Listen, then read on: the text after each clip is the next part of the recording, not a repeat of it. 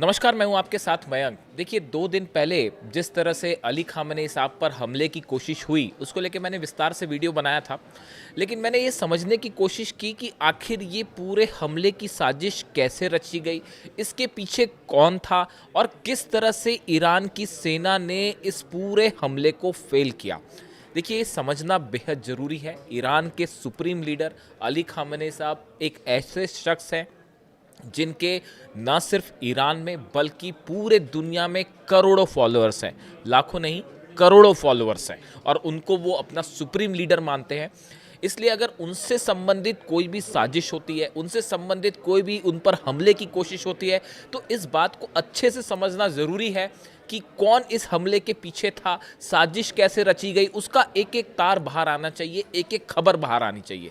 देखिए मैंने ये जब हमला हुआ करीब 48 घंटे पहले, उसके बाद से मैंने एक एक घटनाक्रम को ध्यान से समझा, आखिर ये ईरान में सब कुछ कैसे हुआ। और मैं अगले चंद मिनटों में आपको ये समझाने की कोशिश करूंगा आखिर ये पूरा मामला था क्या और ये सब कैसे हुआ, इसकी शुरुआत कैसे हुई। देखिए होता ये है कि करीब 3 दिन पहले ईरान के 50,000 से ज़्यादा मोबाइल पर रात के वक्त अचानक एक मैसेज आता है और मैसेज बेहद रहस्यमय और उसको भेजने वाले का जो नंबर था वो नंबर प्रॉपर डिस्प्ले नहीं होता है।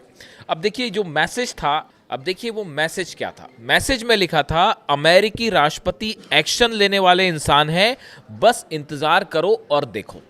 आधी रात को 50,000 से ज़्यादा मोबाइल्स में ईरान में मैसेज सर्कुलेट होता है और उसमें लिखा होता है, अमेरिका के राष्ट्रपति एक्शन लेने वाले इंसान हैं, बस इंतज़ार करो और देखो।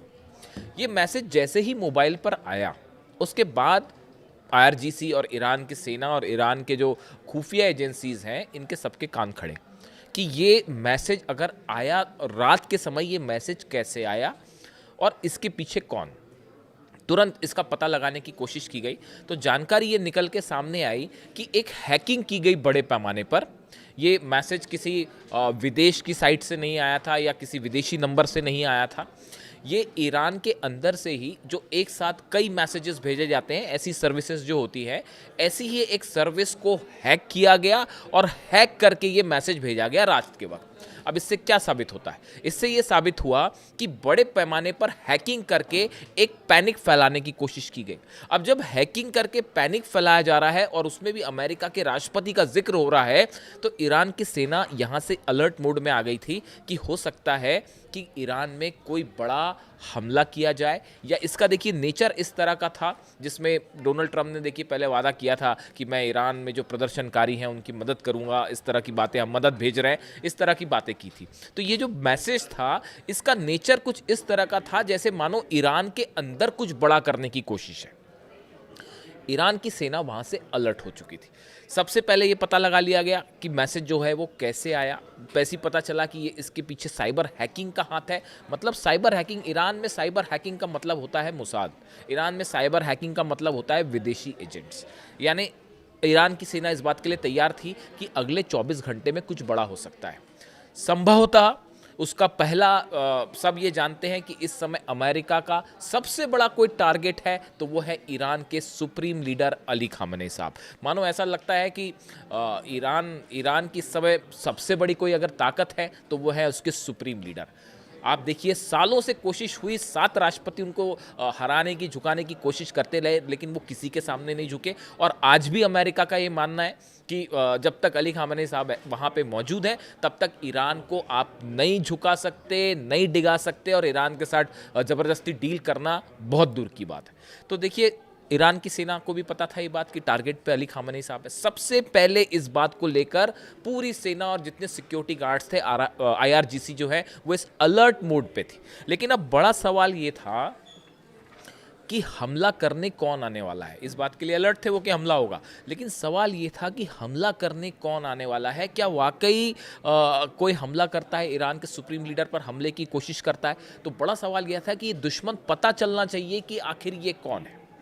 और इसीलिए बताया जाता है कि ईरान की सेना ने एक बड़ा ट्रैप तैयार कर रखा था पहले से, वो इस बात को लेकर सतर्क थे। ऑब्वियस थी ये बात कि या तो अली खामनेई साहब के जो है वो कार्यालय पर हमला हो सकता है या उनके घर पर हमले की कोशिश हो सकती है। ये अंदेशा था सबको, ईरान की खुफिया एजेंसीज को भी ये अंदेशा था और इसको लेकर पहले से ही सुरक्षा एजेंसियां जो हैं वो अलर्ट मोड पे थी। और उसका नतीजा देखिए ये हुआ, जिस संगठन का नाम सामने आया MEK, इस संगठन के करीब 250 से ज़्यादा लोग, ऐसा बताया जा रहा है, जिसमें कुछ सामने थे, कुछ बैकिंग के लिए भी थे, इन सब के पास ऑटोमेटिक गन्स थी। और ये MEK जो है पीपल्स मुजाहिदीन, इसके करीब 100 सदस्य ऐसे थे जो कि हथियारों के साथ अली खामनेई साहब के दफ्तर और उनके घर के आसपास जो है उन्होंने एक प्रकार से हमला करने की कोशिश की, गन्स के साथ फायरिंग भी की और हमला करने की कोशिश की।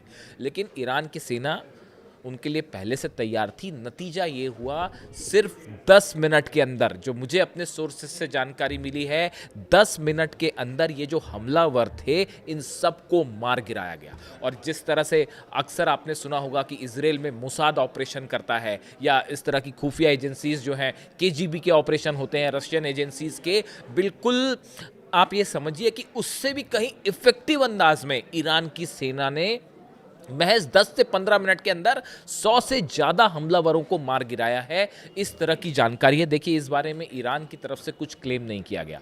ईरान की तरफ से जो खबरें आई उसमें यह कहा गया कि 4 हमलावर थे जिनको गिरफ्तार किया गया। कई लोग अब भी गिरफ्तार हैं, इनसे जुड़े कई लोग गिरफ्तार हैं और एक बड़ा सर्च ऑपरेशन चल रहा है कि इसमें किसने किसने मदद की, उन सबके खिलाफ अब तेजी से एक्शन हो रहा है।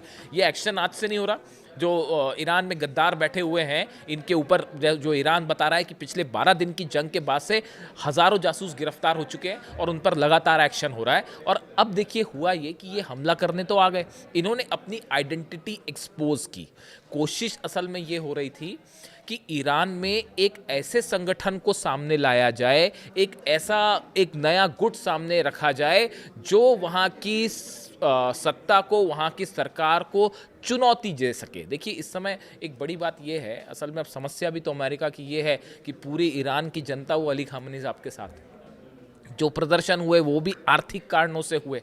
अब वहाँ पे उनका इतना बड़ा सपोर्ट है कि विरोध में कोई खड़ा होने की स्थिति में नहीं है। तो एक संगठन ऐसा पैदा किया जाए या जिसको बढ़ावा दिया जाए जो है वहाँ की सरकार के खिलाफ जो है खड़ा हो सके, तो उसको फंडिंग की जा रही, उनको उकसाया जा रहा है। बताया जा रहा है कि ये जो MEK है, MEK संगठन के जो हमलावर आए थे, इनको इसी तरह से विदेश से इनके लिए फंडिंग की गई थी और इनको ये मैसेज देने की कोशिश की गई इस पूरे घटनाक्रम के चलते कि अब वहाँ पे एक दूसरा गुट भी खड़ा हो गया है जो ईरान में अंदर ही अंदर मुकाबला करने को तैयार है। ये दिखाने की कोशिश की गई जो तीसरे दौर की बातचीत है उसके पहले जो है ईरान के सुप्रीम लीडर पर हमला हुआ, ईरान को कमज़ोर दिखाने की कोशिश की गई।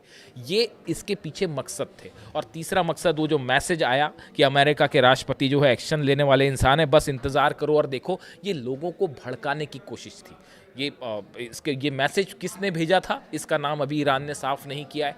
जो लोगों ने मैसेज भेजा उनके नाम साफ नहीं है कि किसने ये मैसेज भेजा, लेकिन इतना तो साफ है कि इस पूरी हरकत के पीछे बड़े स्तर पर साइबर हैकिंग की गई, बड़े स्तर पर जो है लोगों को हमला करने के लिए भेजा गया। दुश्मन नंबर 2, अगर हम दुश्मनों की बात करें तो इस पूरे ऑपरेशन में पहला दुश्मन था वो जिन्होंने हैकिंग करी, दूसरा वो ग्रुप था जो कि हमला करने गन लेके पहुंचा, तीसरे वो लोग थे जो जासूसी में लगे हुए थे कि अली खामनेई साहब की लोकेशन क्या है, उनकी लोकेशन क्या है वो खुद बताते हैं लोकेशन क्या है। वो खुद खुले में आके नमाज पढ़ते हैं, कोई दूसरा जो है उनकी लोकेशन पता कर ले जासूस आके, तो ये संभव नहीं है। तो बड़े लोगों ने ये कोशिश की कि उस दिन उनकी लोकेशन क्या थी, लेकिन वो ना अपने दफ्तर में थे उस दिन और ना अपने ऑफिस में थे, घर पे थे। तो लोकेशन वहाँ वो थे ही नहीं, तो फिर हमला करके क्या होने वाला था। इसके अलावा बड़े पैमाने पर अफवाह फैलाने की कोशिश, ये दुश्मन नंबर 4, ये 4 बड़े दुश्मन जो इंटरनली काम कर रहे थे इस पूरे ऑपरेशन के लिए कि अफवाहें फैलाई जाए, जो प्रदर्शनकारी है उन्हें फिर उकसा दिया जाए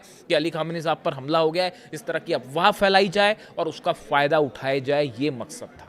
लेकिन नतीजा ये हुआ कि 10 से 15 मिनट के अंदर 100 से ज़्यादा हमलावर जो है वो ढेर कर दिए गए।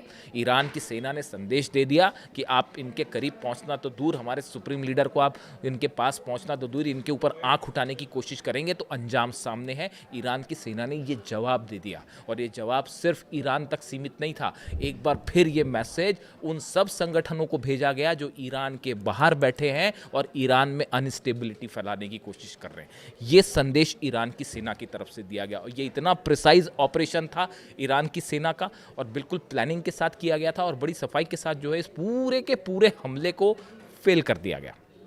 देखिए, इसको लेकर जो है कई और इन्फॉर्मेशंस भी सामने हैं।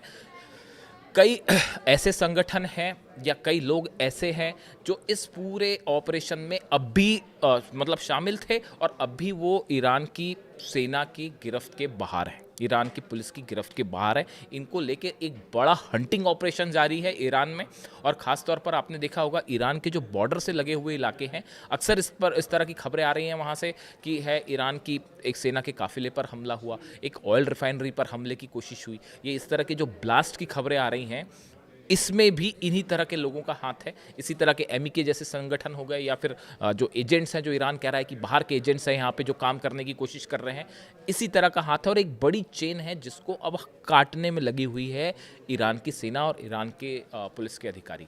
देखिए, कभी कभी तो ये लगता है कि ईरान जो है वो अमेरिका से निपट लेगा, इजराइल से निपट लेगा, लेकिन ये जो अंदर के दुश्मन हैं, जो ईरान में बैठे हुए वो लोग हैं जिनको ईरान कहता है कि ये वो गद्दार हैं जो हमले करके हिंसा फैलाना चाहते हैं, आतंकी गतिविधियां करना चाहते हैं ईरान में, इनके ऊपर सख्त कार्रवाई और इनसे निपटना ये एक बड़ी चुनौती है ईरान के लिए। और इसको लेकर सेना जो है वो तत्पर मोड में है और इस मोड में है कि अब जो है ज़ीरो टॉलरेंस अपनाया जाए और जो इस तरह की हरकतें कर रहे हैं या ईरान के खिलाफ साजिश कर रहे हैं उनको तुरंत जवाब दिया जाए।